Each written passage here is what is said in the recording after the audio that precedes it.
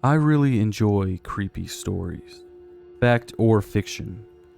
True stories give me a better understanding of the human condition and open my eyes to the darker human experience. Fictional stories allow me to expand my imagination, and I can experience a type of fear that could not exist otherwise. Today, I will be sharing some stories with you that, hopefully, will open your eyes in a similar way.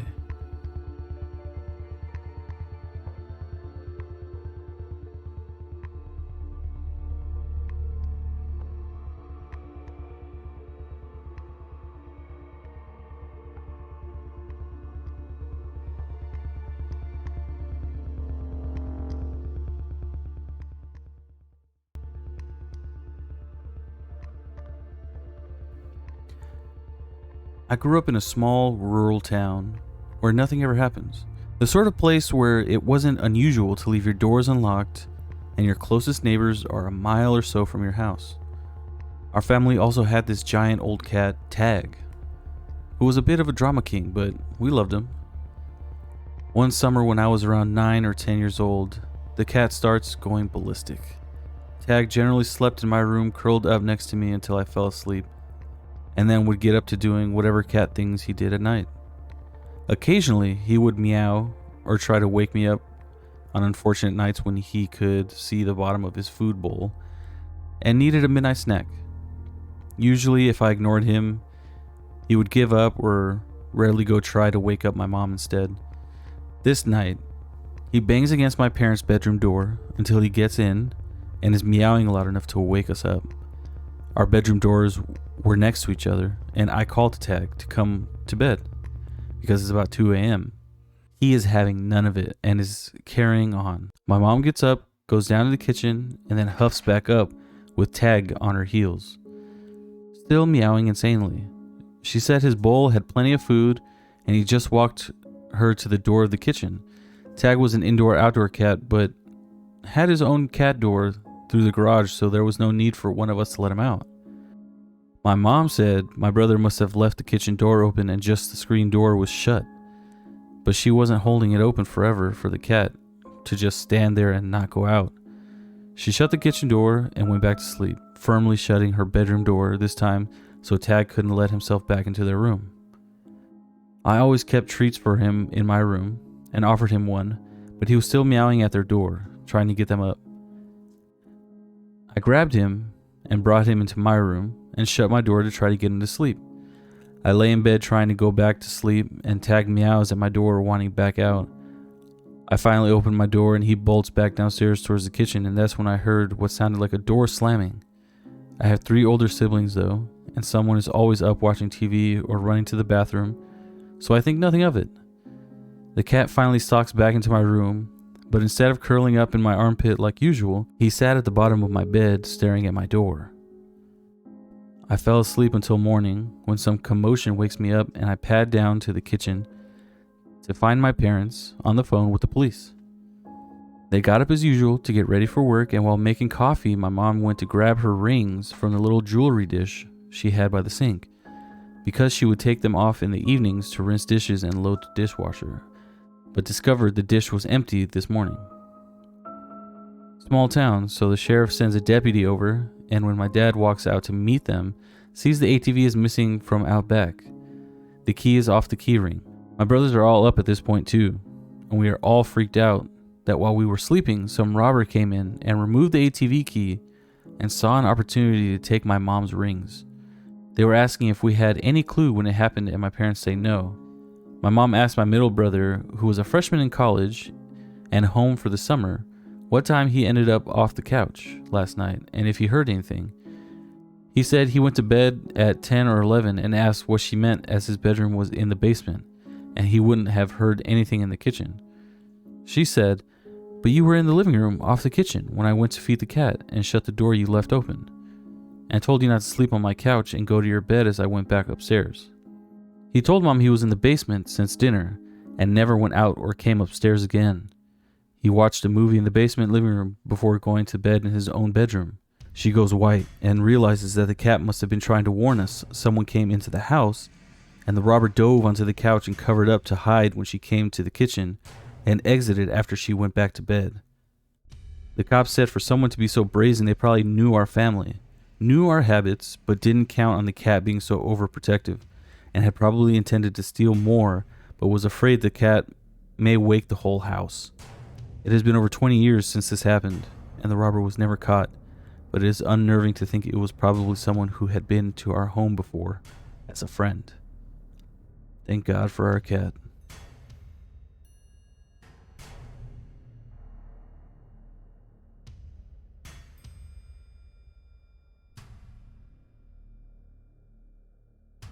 This is a true story. Every time I tell it, it pulls the eyes of everyone in the room. In the summer of 2020, my friends Alex and Violet and I decided to go on a mountain vacation. COVID cabin fever had hit us hard, and we were desperate to get out. We settled on a mountain estate and planned to camp and hike at several different locations. For one night, we thought it would be fun to book a cabin in the woods.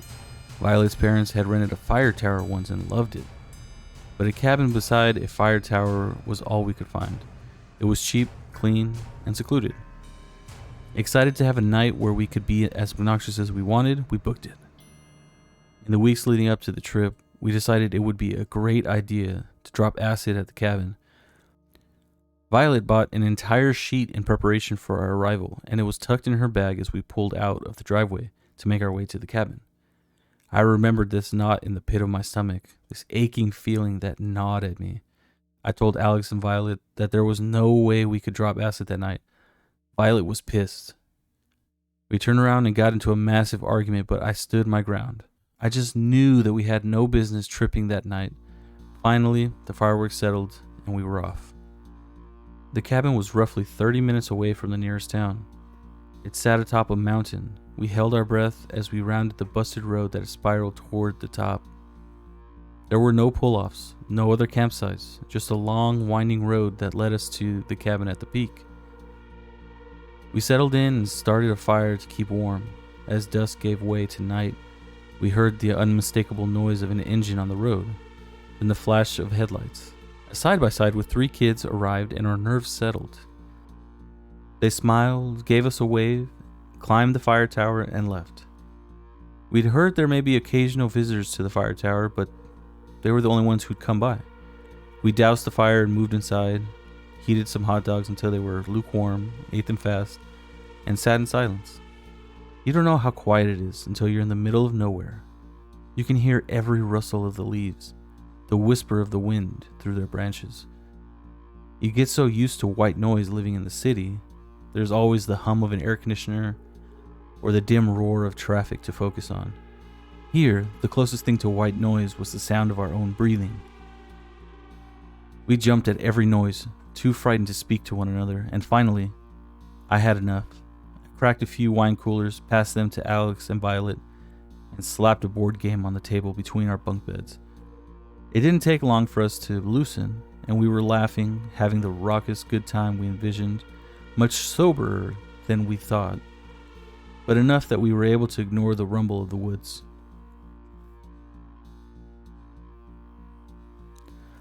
Later, we'd all recall hearing noises in the background, the snap of a twig, the dim rumble of an engine. None of us wanted to rupture the air of nonchalance between us, so we ignored it until a human hand reached up to the window between us and slapped it 3 times. We were screaming in an instant.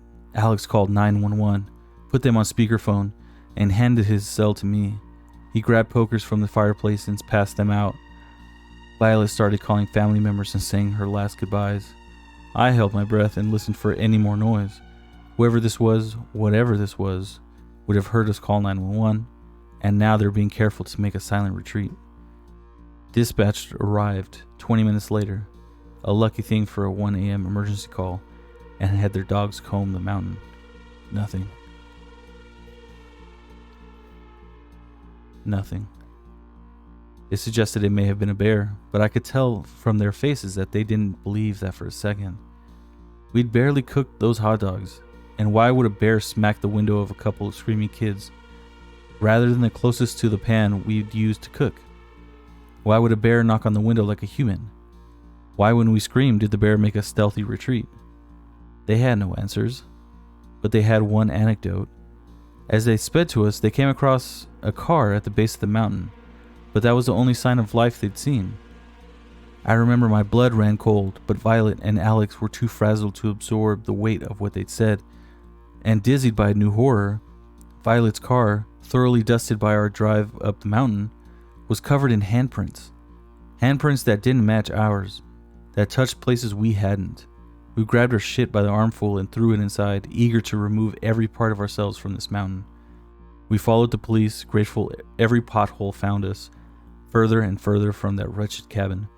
We made it down in record time and found lodging at a seedy hotel that reeked of cat piss. I couldn't sleep. The thought of that car on the road rang in my head. Remember, there was nothing else on that mountain. It was a narrow road to the top, no pull-offs, no other campsites. There was a fire tower, maybe a visitor decided to spook us during the late night excursion. But the kids from earlier, we'd seen their headlights. Whoever did this had stopped their vehicle further down the road and hiked the rest of the way. They didn't want to be spotted. They wanted silence, secrecy. Whoever this was hadn't been looking for a cheap scare. They'd planned this. I don't think I'll ever know what the person on the mountain wanted from me. I don't know if it was a practical joke or the beginning of a night of terror. I'm grateful for Alex's quick wit in calling 911. I wonder if our visitor knew we had service. It had certainly been a welcome surprise to us. Perhaps that was a wrench in his plan, enough to spook him before he could make things ugly. In truth, I don't know if I want to know. I think I'm just content to say, "Midnight stranger, let's not meet."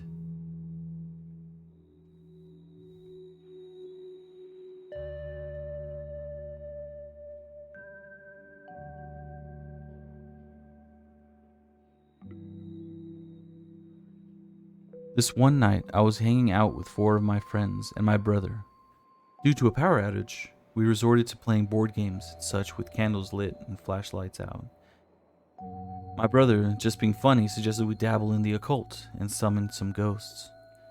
We don't believe in that kind of stuff, so we all agreed, as it could be a fun way to pass the time. We performed a faux seance with candles and holding hands, whatever we found online. We did this a couple of times in the living room and dining room. We began to hear noises that we typically would explain away as the house being old, floorboards being creepy, the wind. However, looking back, it didn't feel like coincidences, as the noises appeared to come as a response to when we asked questions or requested a sign, and only then did they occur. We didn't feel like we were getting enough, so we stopped and went back to the living room to hang out and talk. After maybe 10 to 15 minutes, and we had pretty much moved on, the bathroom door, just beyond the dining room, slammed shut. The room fell silent. But I filled with excitement as I imagined the possibility of having a true ghost experience. Each of us seemed to accept that something was with us, something we could not explain, as it was undeniable now. Some of my friends wanted to leave, and we would have understood their decision. It seemed that most of the activity was coming from the hallway, so we decided to stay in that area to attempt to communicate. We sat in a circle and requested additional signs from whatever had joined us. My friend Emily claimed to have heard noises coming from the kitchen, but the rest of the group heard nothing. As we all started looking in different directions to detect movement or sounds, a deep sigh came from the center of the circle.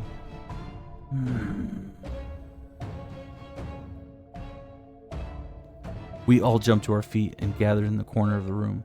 We saw nothing. No one else had joined the group. We were alone.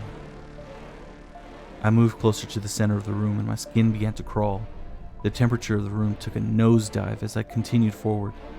The others were silent as they awaited a report from me. But before I could reach the center, Emily shrieked so loudly I thought my ears burst, and she took off for the front door. Everyone else followed, including me. Once outside, Emily swore a voice whispered in her ear. "Let us in."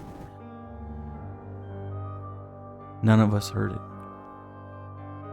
My friends all left and my brother and I waited for our parents in the driveway. We haven't told them what happened, and there weren't any other occurrences once they got home.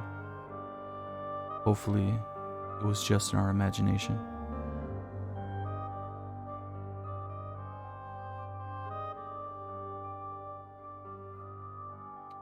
I really hope you enjoyed this video. If you did, make sure to hit that like button, subscribe to the channel, and leave a comment. Tell me any of your ghost stories, or maybe you have any close encounter stories. I would definitely love to hear those stories, and maybe I'll share them on the channel as well. Thanks for sticking around, and I hope you have a good one.